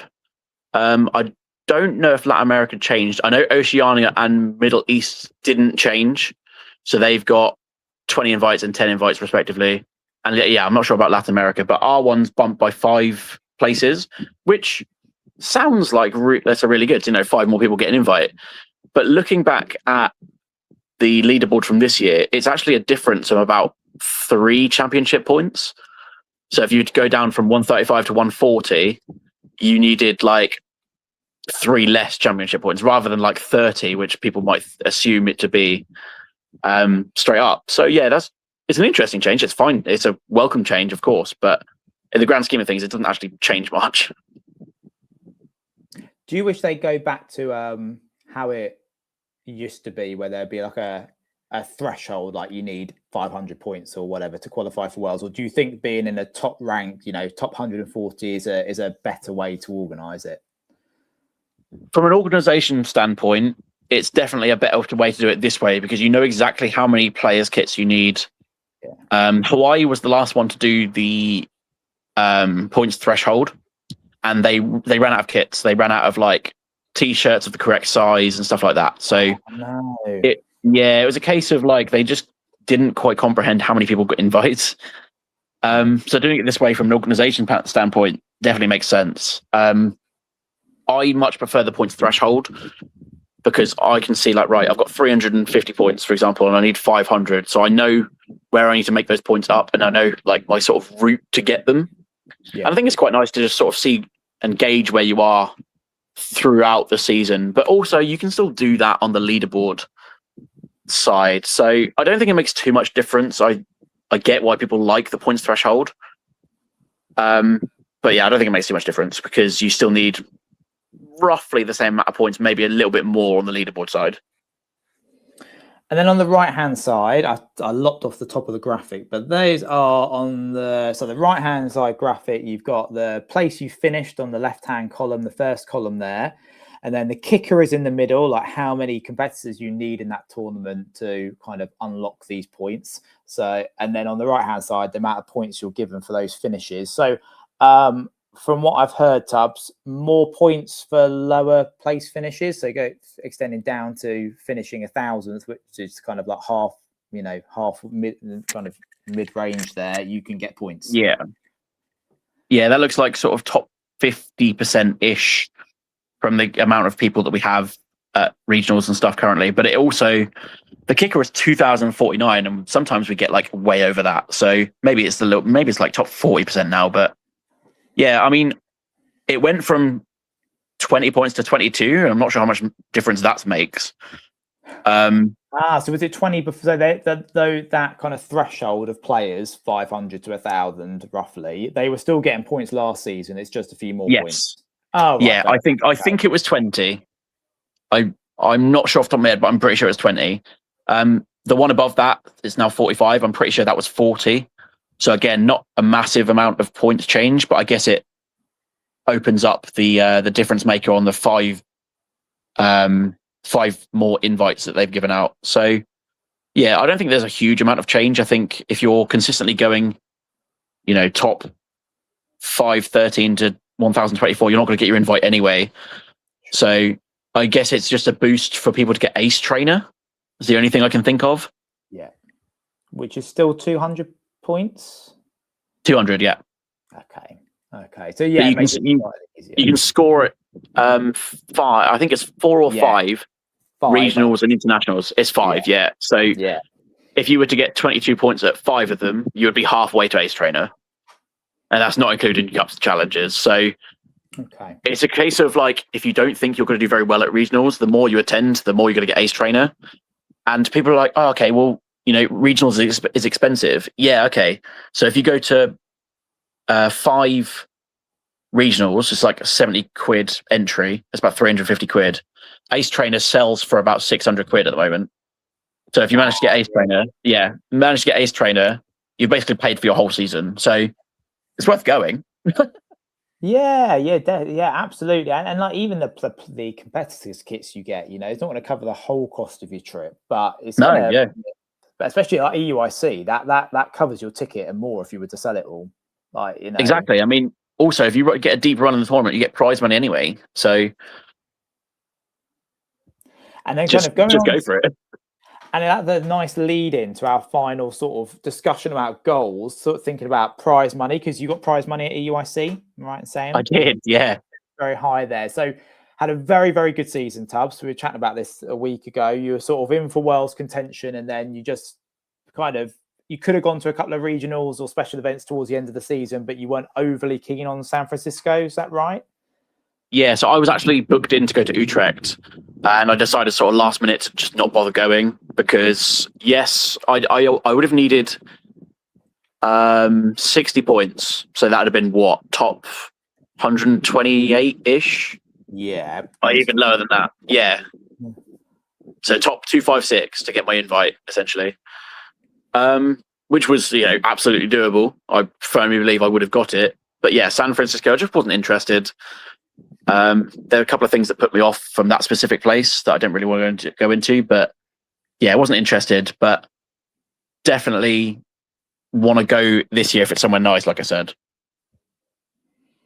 And that's going to be the goal this year, so to make the top 140 and get to Worlds. Yeah, I think so. I mean, as a player, Worlds, is great, and I love going to the World Championships, but it's not the be all and end all for me. Sure. Because yes, I might scrape together enough points to go to Worlds, but ultimately I want to be able to be the best. So like EUIC, I firmly believe I could have won that event. Yeah. Had I, not messed up on stream. But one of my goals is to not mess up on stream this season. Yeah, I firmly believe that I have it in me to win a regional or win an international, because I came so close that time. So it's like kind of proved to myself as I do still have this. I'm not completely washed. I'm not completely out of the game. Yeah. And I'm skilled enough to do it. So yeah, I definitely think my main goal is to get first place. And thinking about your kind of career in Pokemon, do you feel like you're at the kind of top of your game at the moment? Yeah, I think currently I've got more time to dedicate to the game than I ever have before. And that definitely proved in my results from Birmingham and EUIC, because I was genuinely testing more. I was genuinely sticking with the same deck and learning it inside and out. Something I'd never done before, because there's been times where I've really enjoyed a deck, but the format changed so quickly. And so it was like either not viable or wasn't good enough, or et cetera, et cetera. So it was nice to, and that's what I quite like about the Birmingham and EUIC being so close together, because there's it's the same format. So you get like a rerun of the deck you were good at, or you get to change the deck that you didn't go so well for. So I think that's really good. And yeah, I think just having the time and dedication to put into it and to really work for it is going to pay off this season. Because look at someone like Drew. Like, he came from seniors. He was very good in seniors, but now even as a master, he's got lots of time and lots of patience to dedicate to the game. And you can just see it pay off. I mean, he got second at EUIC, so it's really looking good for UK players at the moment, isn't it? I remember when I first absolutely got back into it, and we didn't really do very well at regionals, or didn't kind of win them, and then we had a couple of people from the UK win regionals last year, and obviously yourself did finish really well. Drew consistently finishing highs. It's really good, isn't it? Really, really good to see. Yeah, UK is definitely getting stronger by the minute. And then thinking kind of more locally then, Tubbs, in terms of Look East, what are your goals for Look East as a sort of, I'll say organisation, but as a collective, the top 40? What are your kind of goals for that? Are you hoping it's just sustained, or have you got more ideas for it to grow? What are your kind of hopes and aspirations for the community? I haven't got anything new in mind currently, but I definitely like the top 40 just gets bigger and bigger every year. Me, Steffi, and Pike have already started planning next year's one, which is really cool. And yeah, I definitely want to make it bigger and better every year. And I want to make it so, again, that was created kind of like the Summer Siesta for the players to have something to go for if they don't want to go for Worlds. So I want to see a lot more. It, didn't they? They really, really embraced it. Like, people were talking about it. Like, you know, people at Shuffle would be like, oh, I need this amount of points, or I need to do this. Like, it really became their goal, especially the back half. Yeah, and that's what I wanted. I wanted my goals to become my goals for the community to become their goals. So yeah, I guess you could say I want to be. I don't know how to say it without being like super massively headed, but I want to continue being a pillar of the community so people will keep playing and keep improving themselves. Yeah. And I want to watch people flourish. No, I don't think that sounds big-headed at all, mate, because I think from the days of the podcast and everything, it was all to sort of grow the game in the region. And part of that, you want people to be getting better, don't you? You want the competition. You know, I even think of Shuffle, you know, a couple of years ago, just, you know, when, you know, in the early days where Michael and Sean and Becky were starting it off, you know, we'd just be playing casually. And now we've got to, you know, the point where 2 years on, I think Roy did pretty well in the top 40, came. Yeah. Well, I'll say 13th. I could be completely wrong there. It's just a number that's kind of popped into my head. You know, just seeing people starting to play the game and then getting really good at it that's why we play Pokemon. That's why we teach people to play Pokemon. We don't want people to get good at it, or, you know, we would just say, no, I'm not teaching you, which would be a horrible way to be. But we teach people so they get good at the game. So and then Steffi's put in the chat, she was in her element this year, helping you, Tubbs, with organising top 40. Can't wait for the next one. Oh, absolutely. I mean, it's really nice having Steffi and Pike by my side as well, and Hedge as well. He's like an upcoming judge for Xatu, because ultimately I'm a player. Like, yes, I like to organise things. Yes, I like to put as much on for the community as possible. But at the core level, I am a player and I want to be the best. So yes, I'll put these things on, but I also plan to win them. And it improves your level of competition, doesn't it? Like if players in the region are getting even better and your goal is to try and win a regional or to be number one, like, you want to be playing against higher caliber, you know, opposition, and everyone getting better at the game and the game growing in the region is all part of that, isn't it? Yeah, absolutely. I mean, even you can even tell on a Friday at Xatu that people are putting more care and attention into playing in their decks, and it genuinely becomes harder every week. And thanks to Pike and Steffi for doing the Xatu leaderboards and stuff, people want to see themselves up there. So it's just a never-ending evolution of progression, and it forces me to adapt as well, like you say. And I know, Steffi, I'd love your thoughts on this, so please do comment in the box, because I know you're watching along, and any other judges who are watching, sort of wanting to know your judging goals or your Pokemon goals. So then anybody watching, you know, with player, judge, spectator, please put your I know, Gemma, I think you're watching, you know, along with for Riley, or what of his goals. So please put your goals in the comment box now. So it's my goals for the season, judging wise. I have applied for Gdansk regionals to judge, because it's in half term, plus it's 2022 is a tournament organizer, and I don't know Steffi's thoughts on this. And I'll give more tempered opinions, because I can rant about this, and I probably shouldn't as a judge.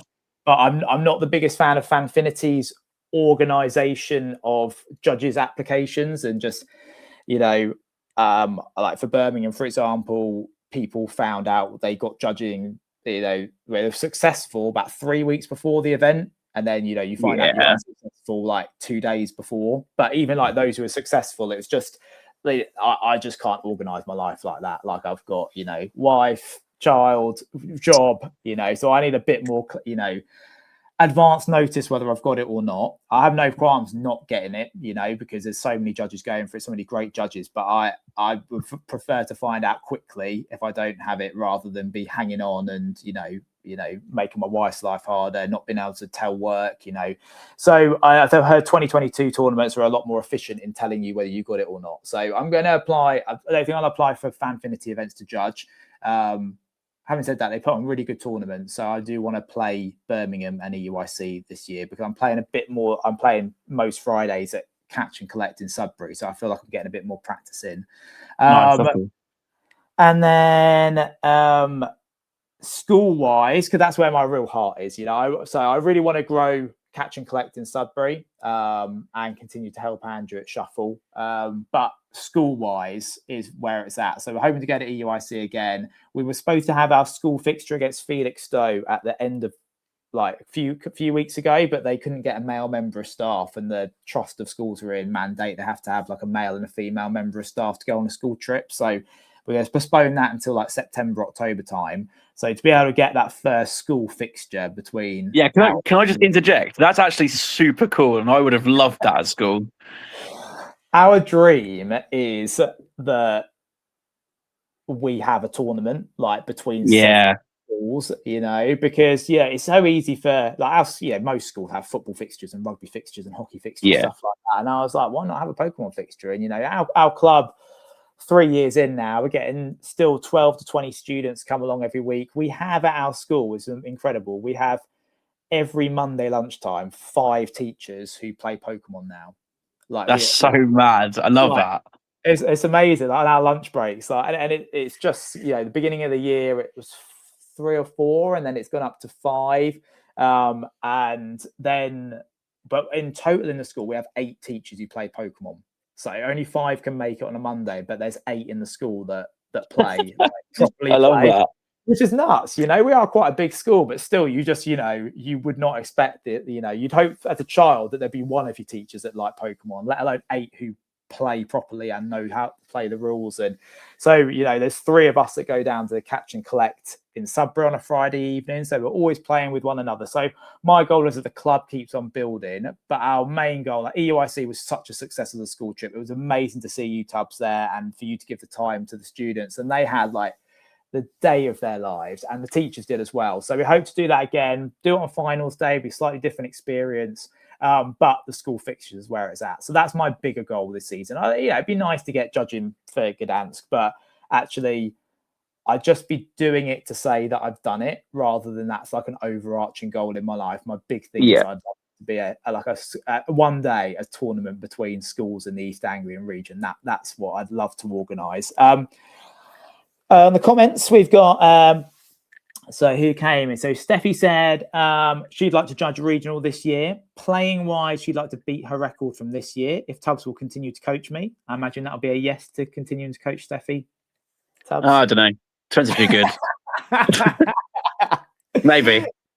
And then she says, overall, give more to the Look East community and make this year's top 40 even bigger and better. I mean it. From what I know of you, Steffi, and obviously Tubbs in this video, it sounds like you're already giving a phenomenal amount to our community. So just keep on doing. Absolutely, yeah. Brilliant.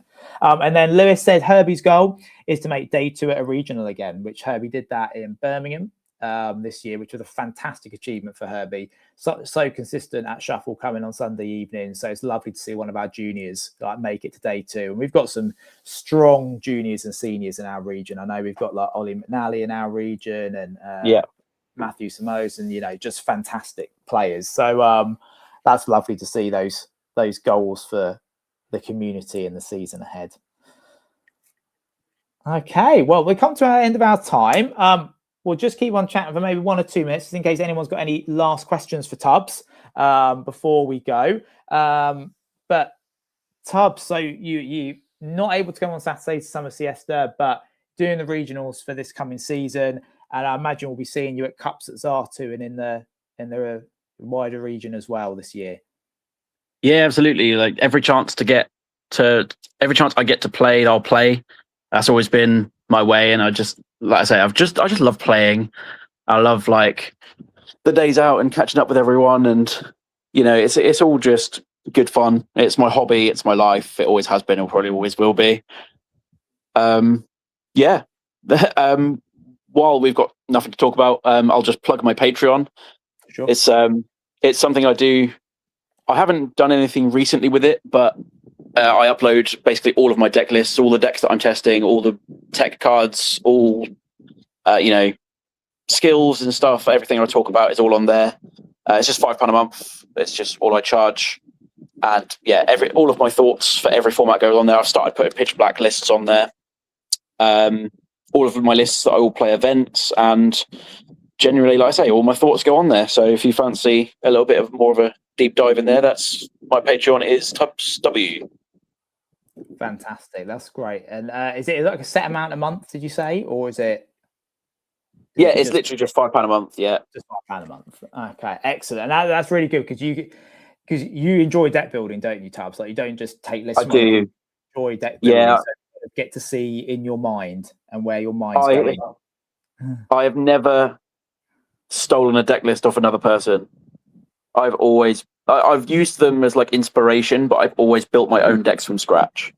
I respect that hugely. I get immense satisfaction, like with Mega Chandelier. I built my own deck from it, and then I didn't know other people were playing it, and then seeing other deck lists that were similar to mine, but I haven't looked at them at all beforehand, and I was like, yeah, I've got some good ideas for deck lists. Like I did that completely independently, just off my own knowledge of cards. A bit like you were saying, Tabs, like just having a really good knowledge of all the cards that are in format. Yeah, it's quite a buzz. So yeah, definitely. If people subscribe to your Patreon, Tubbs, and look at your deck lists, and if they've got a similar one that they've come up with themselves, I'm sure they'll probably feel quite good about themselves. But also really useful to for those who do want inspiration. There's no right or wrong way of doing things, but who do want inspiration for decks to play and decks to try, that'd be really useful to have those deck lists there. I'm sorry, just cutting you off there. Sorry for a second. I also do a deck list review service. So like you send me a deck list on there, I can tell you what to change, I can help you out, see where you want to go with. Even if you just say, I want to build, I don't know, an Alakazam deck, I'll be like, right, here's a base. Where do you want to go for it? So that's all included. Just send me a message on there and I'll help you out. And for me listening to that, Tubbs, that would be the most appealing thing for me on that. It'd be so valuable. Like saying, please look through my 60 and just give me some tips. Like this is what I want to try out the deck. That's really, really valuable. So I'm sure that's super helpful. Last two comments then on the comment section. We got Steffi saying that she's hoping to come to more stores in the Luckies community. She'd enjoy coming to the ones that she has done this year. It was lovely to have you at you, Tubbs and Hedge at Shuffle last week, Steffi. So thank you very much for coming along. Hope to see you there again. And then Evan from Shuffle says Berlin is great. So that would be, or if we round off this video on that note, I personally hope that it'd be in Berlin. Amazing it would be in Japan. I probably wouldn't go as a spectator. I'd love to go to Japan. I don't have the funds at the moment, but Berlin, that would be extremely tempting. It would be very lovely to go as a spectator, yeah. Well, Tubbs, thank you again for your time, your knowledge and your expertise, and just your passion for the community and making these videos. So thank you so much for this evening, Tubbs. It's been great. And thank you for those who have followed along in the comments, and for those who are just watching this back, whether it be, tomorrow, in the weeks to come.